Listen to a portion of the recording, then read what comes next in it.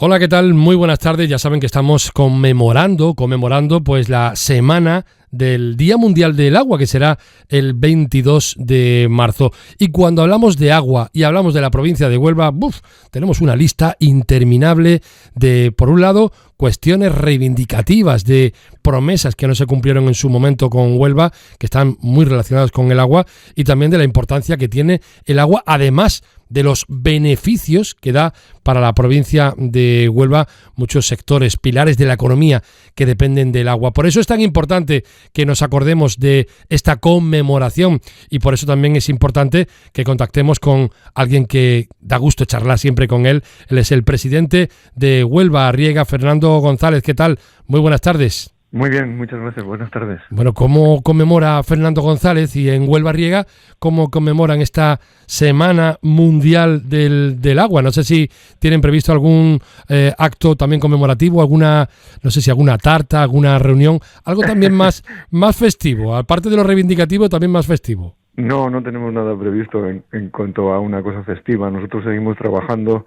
Unas veces se nos ve trabajar, otras veces no se nos ve, pero seguimos luchando porque Huelva tenga un suministro de agua que corresponda con su futuro brillante, que es un futuro brillante tanto industrialmente como turísticamente como agrícolamente, ¿no? Porque claro, esa es nuestra mayor ocupación, claro, y preocupación, lógicamente. Al final, aunque estamos en una semana conmemorativa, pero claro, no podemos dejar de mirar las necesidades que tiene Huelva, pero también todo lo que ha alcanzado. Si tuviésemos que de alguna forma evaluar o analizar cuál es el beneficio económico que da el agua para la provincia de Huelva, bueno, imagino que sería muy difícil cuantificar eso, pero ¿de qué manera podríamos ponerlo en orden? Bueno, quizá lo que deberíamos de pensar es qué pasaría si no tuviésemos agua.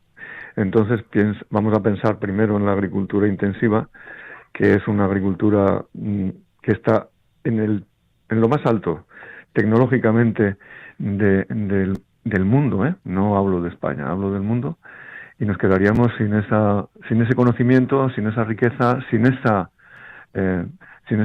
esos empleos que dan vida a nuestros pueblos.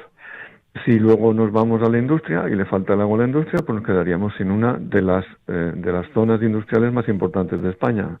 Y si hablamos del turismo, todos hemos visto cómo en los últimos 40 años ha ido prosperando la costa de Huelva y la sierra de Huelva con respecto a esta actividad económica.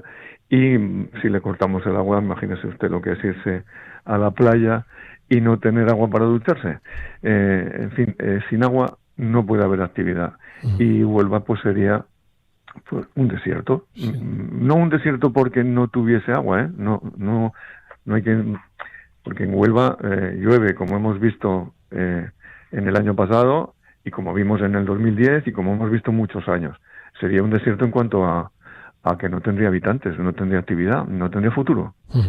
Sin agua, desde luego, no habría prosperidad económica y al final eso se resiente en todos los bolsillos, ¿no? No hablamos solamente de que no se puedan ver perjudicados grandes empresas, sino que al final todo eso revierte a nivel individual, ¿no? En cada uno de los ciudadanos. Pero claro, Huelva pues sigue mirando infraestructuras muy necesarias, Fernando, muy necesarias, que para cuando lleguen épocas de vacas flacas, ahora estamos pues diciendo, vienen lluvias, no nos acordamos de la época de la sequía, pero ya si echamos la vista atrás, vemos las estadísticas, sabemos que antes o después vendrá otra sequía.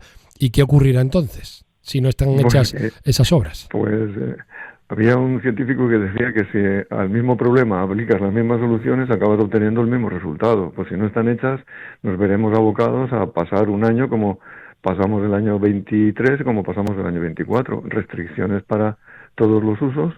Y gracias a Dios a que el año 25 fue lluvioso, porque si no nos veíamos abocados a unas restricciones pues en la agricultura del 50%.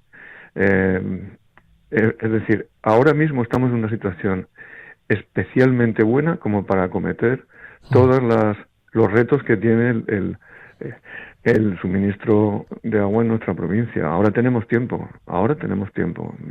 Antes teníamos que hacer las obras por urgencia, ahora las podemos hacer bien pensadas y bueno, bien pensadas están, porque los proyectos están hechos. Lo que hace falta es voluntad para hacerlas. Y eso es lo que reclamamos de las autoridades, que de una vez digan si quieren hacerlas o no, porque si no quieren, que no pasa nada, si no quieren hacerla que lo digan, pero que no engañen a la gente. Trasladando esta situación al monte, a las zonas forestales y preocupándonos por los incendios, siempre suelen decir los expertos que los incendios de verano se apagan en invierno, que es cuando hay que hacer las tareas selvícolas, ¿no? En este caso, el trabajo para evitar tener las consecuencias de la sequía habría que hacerlo cuando hay abundancia de agua como hay en este momento, ¿no? Así es, una de las infraestructuras que tenemos al alcance de la mano, porque está empezada y tiene un 20% de ejecución, es la presa de Alcolea. Una presa que podría paliar el déficit que tiene la cuenca, servir como dar un volumen suficiente como para hacer el trasvase al condado y liberar al acuífero de Doñana de las extracciones que hacen los agricultores. Pero parece ser que van pasando los años y nadie defiende el acuífero de Doñana ni nadie defiende los usos agrícolas, industriales y turísticos de la provincia.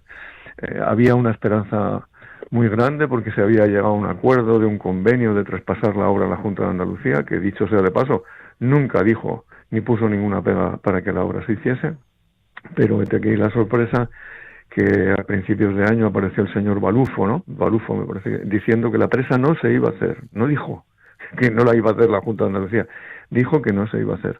Luego vino la ministra de Hacienda y candidata a la Junta de Andalucía diciendo que sí, que la presa se iba a hacer, pero que no le iba a hacer la Junta de Andalucía. Yo me pregunto qué es lo que habíamos hecho entonces un año entero discutiendo un convenio, pero bueno.